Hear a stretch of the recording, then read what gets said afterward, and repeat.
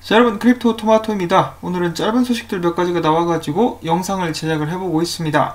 그래도 좋은 소식이라고 볼 수가 있겠는데요. 자, 일단 기사 제목을 보시면은 리플사의 지불 제품이 브라질 출시를 앞두고 있다라는 내용을 담고 있습니다. 자, 오랜만에 리플사의 말잔 델라틴 씨에 관련된 이야기인데요. 말잔 델라틴 씨는 금융의 미래라는 포럼에 참석을 하게 됩니다. 아마 온라인으로 개최가 된 그런 모임이 아닌가 싶은데요. 여기에 참석을 해가지고 그녀는 XRP를 활용하는 ODL을 포함한 리플사의 제품들에 대해서 이야기를 하는 시간을 가졌었다고 합니다. 또한 ODL이 빠르게 성장해 나가고 있다고 밝혔는데요. 말잔 델라틴 씨는 이렇게 이야기를 했습니다. 우리는 ODL을 더욱더 많은 송금로들로 넓혀 나가고 있다. 특히나 송금을 하는데 많은 어려움이 있는 이국적인 나라들이라고 볼 수가 있는 필리핀 그리고 조만간에 브라질로 서비스를 넓혀 나갈 것이다 라고 이야기를 했습니다.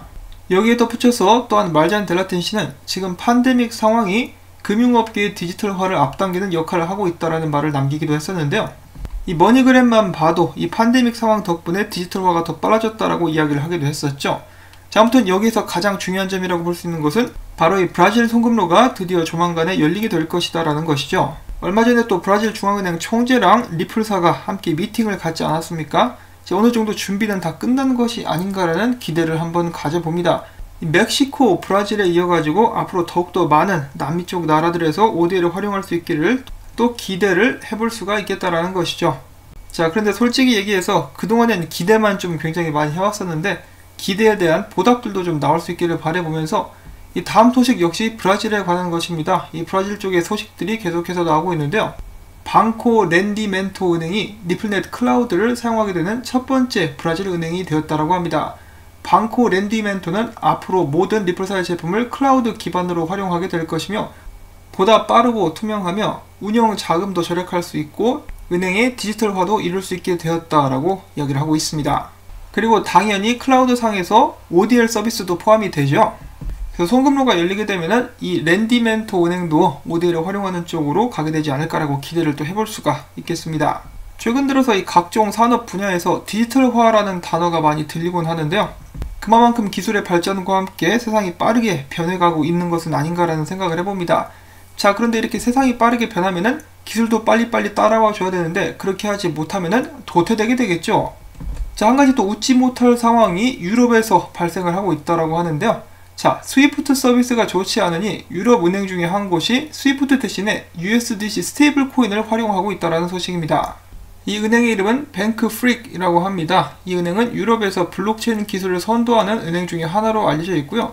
그들은 스위프트를 사용하지 않는 대신 달러 관련된 지불을 하는 데 있어서 서클사가 발행해낸 스테이블 코인인 USDC를 사용하고 있다고 합니다. 그들은 USDC를 사용하는 것이 스위프트보다 달러 관련된 지불이나 거래를 하는데 더욱더 빠르다라고 이야기를 하고 있으며 이에 대해서 서클의 CEO 제레미 얼레어 같은 경우는 규제 아래에서 운영되는 은행들 사이에서 USDC가 사용되는 트렌드가 확대되고 있다라고 말한 바가 있습니다. 자, 스위프트는 점점 도태되고 있는 것은 아닌가라는 생각을 계속해서 하게 되는데요. 제가 몇 개월 전이었었죠. 스위프트의 직원들이 스위프트에 대해서 평가를 내놓은 그런 리뷰들을 여러분들께 한번 읽어드린 적이 있었습니다. 그 리뷰에서 직원들이 하나같이 입을 모아서 이야기를 했었던 것이 스위프트는 너무 구식이다 라는 말이었습니다.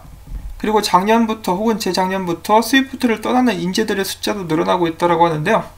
시간이 가면 갈수록 스위프트가 만들어온 네트워크는 너무나 장대하기 때문에 활용이 될 수 있을지는 모르겠지만은 이 회사 자체는 내리막길을 걷게 되지 않을까라고 생각을 해볼 수밖에 없을 것 같습니다.